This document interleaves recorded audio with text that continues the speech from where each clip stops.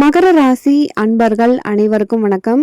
மகர ராசி அன்பர்களை பற்றி சொல்லணும் அப்படின்னா, கடந்த காலத்தில் அவங்க ஒரு கடலில் விழுந்து முழுசாக விழுந்து எழுந்துட்டாங்க அப்படின்னு தான் நம்ம சொல்லணும்.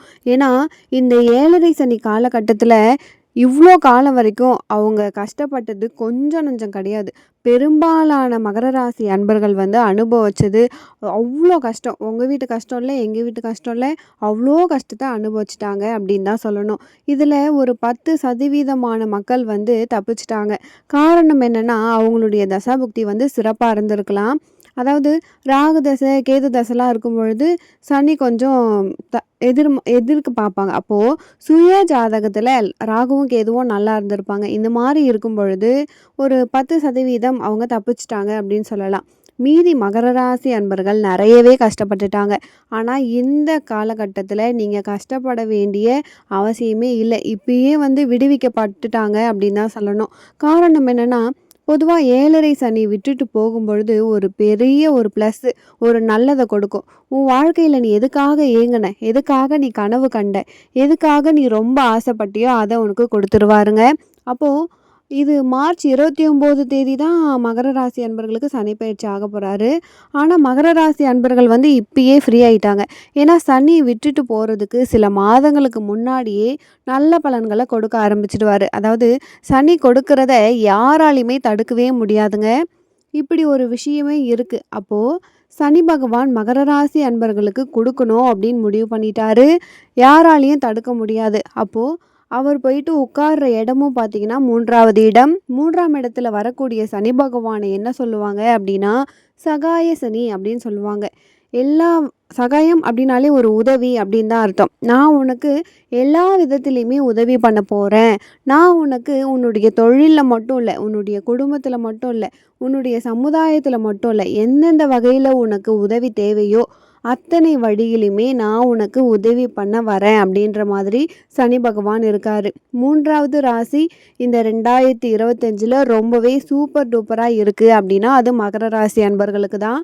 ஸோ ஃபஸ்ட்டு ரிஷபம், துலாம், 3வது ராசியாக சூப்பர் டூப்பரில் வர்றது மகர ராசி அன்பர்கள் தான். அப்போது 2.5 வருஷமே உங்களுக்கு சனி பகவான் நல்லது தாங்க பண்ண போகிறாரு. இதில் எந்த விதமான கவலையுமே உங்களுக்கு வேணாம். அதுக்கடுத்து என்னென்னா, இப்போது சனி பகவான் சூப்பராக இருக்கார் அப்படின்னு நம்ம சொல்கிறோம். ஆனால் ஜாதகத்தில் சனி பகவான் 8ஆம் இடத்துல இருக்கார் அப்படின்னும் பொழுது பெருமளவுக்கு பலன் கிடைக்காம போகும் வாய்ப்பு இருக்குது. ஆனால் ஜாதக பலன்களும் நீங்கள் பார்க்கணும். அந்த மாதிரி இருக்கவங்க இது வரைக்கும் நீங்கள் நிறைய சூப்பர் டூப்பர்னு சொன்னீங்க, ஒன்றுமே நடக்கலை அப்படின்னு சொல்லுவாங்க.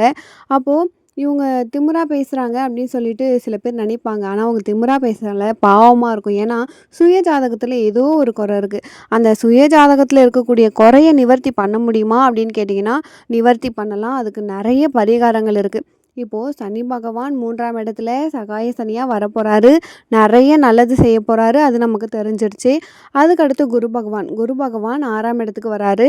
6ஆம் இடம் உங்களுக்கு ரோக குருவாக வராரு. ரோக குருவாக வரப்போகிறவர் என்ன பண்ண போகிறாருன்னா, 7.5 சனியின் பொழுது நிறைய மகர ராசி அன்பர்களுக்கு எலும்பு சார்ந்த பிரச்சனைகள் வந்திருந்துச்சு. ஒரு சின்ன ஆக்சிடெண்ட்டு, அதனால் அவங்களுக்கு கொஞ்சம் முடக்கம் அப்படின்றது இருந்துச்சு. பொதுவாக சனி பகவானை மந்தன், முடவன் இது மாதிரி தான் சொல்லுவாங்க. சனி பெருசாக சரியில்லை அப்படின்னும் பொழுது காலில் அடிப்படும், கையில் அடிப்படும், ஏதாவது எலும்பு ரிலேட்டடான பிரச்சனையே இருக்கும். யாருக்கு வைக்க மாட்டார் அப்படின்னா, யார் அதீத சிவ வழிபாடு பண்ணுறாங்களோ அவருக்கு வைக்கவே மாட்டார். யார் அதிகமாக அனுமன் காலை பிடிச்சிட்டாங்களோ அவருக்கு வைக்காமல் அவர் போயிடுவார். யார் ஐயப்பன் காலை பிடிச்சிட்டாங்களோ அவங்களுக்குமே அவர் வைக்க மாட்டாருங்க. அப்போது இந்த விதியை சனி பகவானே மாற்றி எழுதுவார். பொதுவாக சனி பகவான் பிடிச்ச பிடி கிடுக்கு பிடியாக இருக்கும். யாருக்காகவே அந்த பிடி தளராது. ஆனால் அவருடைய சூட்சம் இருக்குது. எங்கே நீ ஈசனை கும்பிட்றியோ அங்கேயே நான் உன்னை முழுசும் விட்டுட்டு போயிடுவேன். அதுதான் சனி பகவான் ஒரு நிறைஞ்ச சிவபக்தனாக இருப்பார். எதனால் அவ்வளோ பக்தியாக இருந்தார் அப்படின்னா, நம்ம எல்லாருக்குமே தெரியும் சூரியன் ஏகபத்தினி விரதம். ஸ்ரீராம சந்திரமூர்த்தி மாதிரி சூரியனுக்கும் ஒரே பத்தினி தான். அதுவும் உஷா. எப்போ உஷாவுக்கு சூரியனுடைய வெப்பம் தாங்க முடியல, அப்போ என்ன பண்ணுறாங்க அப்படின்னா, அவளுடைய நிழல்லேருந்து ஒரு பொண்ணை உருவாக்குறா. அது சூரியனுக்கு தெரியாது. நிறைஞ்ச சூரியனுக்கே தெரியல, கண்டுபிடிக்க தெரியல. அப்போது சூரியன் என்ன பண்ணுறாருன்னா, சூரியனுடைய வெக்கம் தாங்காம அவ வந்து அவளுடைய நிழல்லேருந்து ஒரு பொண்ண வந்து உருவாக்கிடுறா. அவங்க வந்து பிரத்யுக்ஷா அப்படின்னு சொல்லுவாங்க. அதனால தான் வந்து ஜோதிடத்தில யாராவது பிரித்யூஷா, அதே மாதிரி சாயா, மாயா அப்படிலாம் பேர் வைக்கிறாங்கன்னா வேணான்னு சொல்லிடுவோம். இந்த பேர்லாம் வைக்கவே கூடாது. ஓடுற நீரோட பேர வைக்கிறோம் அப்படின்னா வேணான்னு சொல்லுவாங்க. ஏன்னா அவங்களுடைய வாழ்க்கையெல்லாம் பெருசா சிறப்பா இருக்காது அப்படின்னு சொல்லுவாங்க.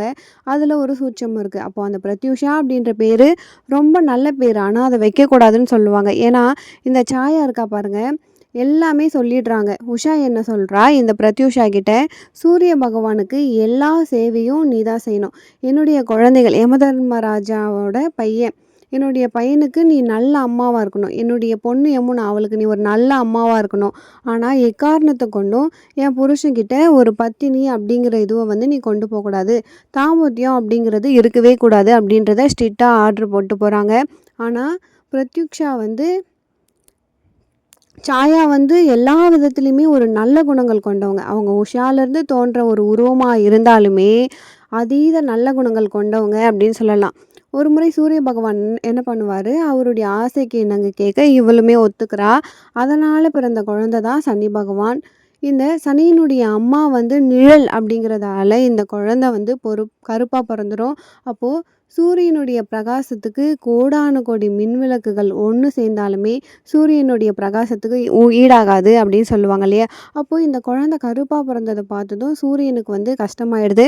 "ஐயய்யோ! இது என் குழந்தையே இல்ல. நீ வந்து தப்பு" அப்படின்னு சொல்லிட்டு பிரத்யூஷாவ சொல்லிடுறாரு. அப்போ அந்த குழந்தை வந்து ஒரு குரூர பார்வை பார்க்கும். சூரியன் வந்து குன்றின் நோயினால அவஸ்தைப்படுவாரு. அப்போ இது எதுக்கு சொல்றோம் அப்படின்னா, சனி பகவானின் பிடி வந்து ஒரு கிடுக்குப்பிடி. தன்னுடைய தந்தையாகவே இருந்தாலுமே தப்பு அப்படின்னா அவரால தாங்க முடியல.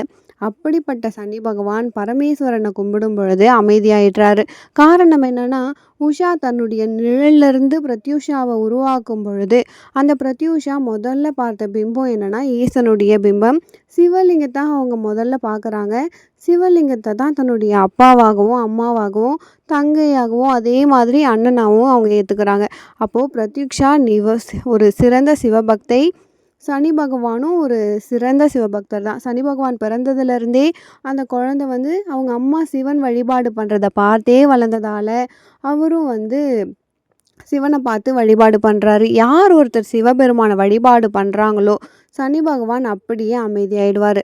அப்போது நீ ஒரு நிறைஞ்ச சிவபக்தியாக இருக்கும் பொழுது உங்களை விட்டு ஒரு 10 அடி தள்ளி நிற்பார் சனி பகவான். இது நிறைய பேருக்கு தெரியதே இல்ல. இது செஞ்சா போதும், சனியினால எந்த விதமான பாதிப்பும் வராது.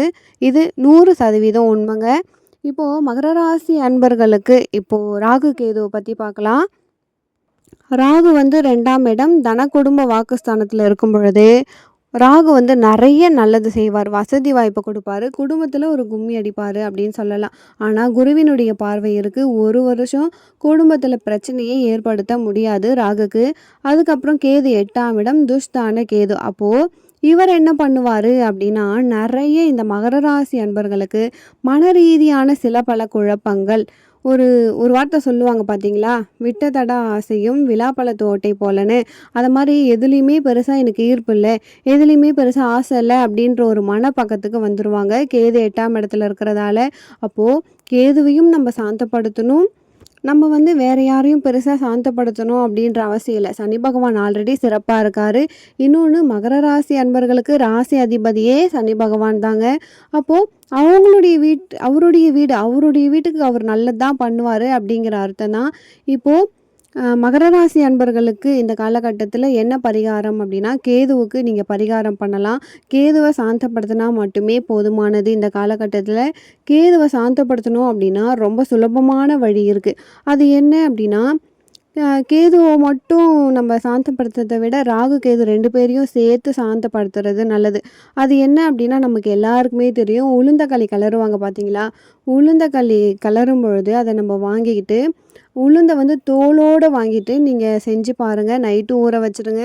ஊற வைக்கும்பொழுது அது கூட கொஞ்சமா ஒரு கைப்பிடி கொள்ளு சேர்த்துக்கோங்க. அதுக்கப்புறம் நம்ம வந்து நல்லெண்ணெய் ஊத்தி எள்ளெண்ணெய் ஊத்தி நீங்க அந்த களிய கிளறி வச்சுடுங்க. அத வந்து நீங்க என்ன பண்ணணும் அப்படின்னா, இத நீங்க கருப்பட்டி போட்டு களி கிளறி, அத பசுமாட்டுக்கு எடுத்துட்டு போயிட்டு குடுக்கும் பொழுது, அதாவது நீங்க கையில வச்சு தான் குடுக்கணும். கீழ போட்டுட்டு அத சாப்பிட வைக்கக்கூடாது. உங்க கையால குடுத்து, பசுமாட்ட நீங்க சாப்பிட வைக்கும் பொழுது, அதனுடைய நாக்கு நம்ம கையில படுமாம். நம்ப நாக்கு படவே கூடாதுன்னு நெனச்சாலுமே, உங்களுடைய கர்மம் தொலையணும் அப்படின்னு நெனச்சீங்கன்னா, பசுவினுடைய நாக்கு உங்க கையில படும். அப்போ அது வந்து பாருங்க, நம்மளுடைய கர்மாக்கள கழிக்கிறதுக்கு ஒரு பெரிய நல்ல விஷயமா இருக்கும். அதுக்கும் மேல 9 கிரகங்களையும் சாந்தப்படுத்தும் இந்த பசுக்கு நம்ம குடுக்குற இந்த களி. இத செஞ்சா மட்டுமே போதுமானது. நெறைய நல்ல பலன்கள் கிடைக்கும். அதுக்கு மேல சிவபெருமானுக்கு நம்ம இவ்ளோ பெரிய கதை சொல்லியிருக்கோம். சிவ வழிபாடு பண்ணுங்க. அதுவுமே உங்களுக்கு அற்புதமான பலன்கள கொடுக்குங்க. மகர ராசி அன்பர்கள பொறுத்தவரைக்கும் இந்த பதிவு உங்களுக்கு ரொம்பவே பயனுள்ளதா இருக்கும். இந்த காலத்தில நீங்க கோவிலுக்கு போணும் அப்படின்னு நெனச்சிருந்தீங்கன்னா, காளஹஸ்திக்கு போயிட்டு வாங்க. உங்களுக்கு ஒரு நல்ல பலன்கள கண்டிப்பா கெடைக்கும். அப்போ மகர ராசி அன்பருக்கு இதுவரைக்கும் நான் சொன்ன பதிவு நீங்க கேட்டிருப்பீங்க. இந்த பதிவு உங்களுக்கு ரொம்பவே பயனுள்ளதா இருந்திருக்கும்னு நெனைக்கிறேங்க. வீடியோ பிடிச்சிருந்தா மறக்காம நம்ம சேனல சப்ஸ்கிரைப் பண்ணி வச்சுக்கோங்க. ஒரு நல்ல பதிவில் மீண்டும் உங்களை சந்திக்கிறேன். நன்றி.